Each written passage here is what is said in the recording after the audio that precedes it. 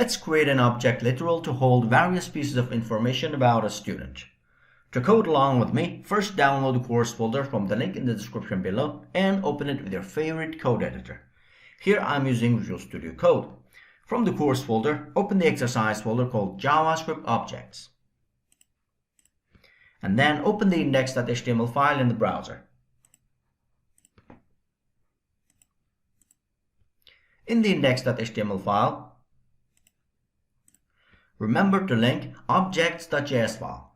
In objects.js file, I'll start by defining a variable named student and assign it a set of curly braces.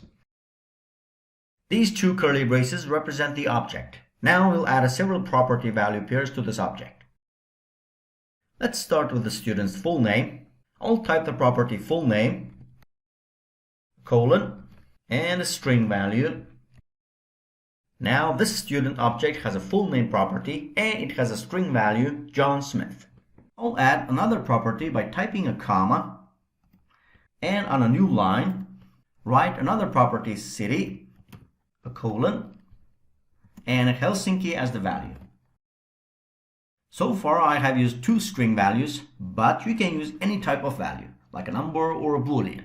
For example, I'll define an age property and assign it the number 36. Then define a property isAdult and assign it the value true. You can also set the value of an object's property to an array. For example, I'll define a new property named goodAt and set its value to an array holding the strings chemistry, mathematics, and English. You can even set the value of an object's property to a function. You won't be doing that in this lecture, but you'll learn about it in later lectures. Good. Now we have a JavaScript object, but how do we use it? I'll teach you how in the next lecture.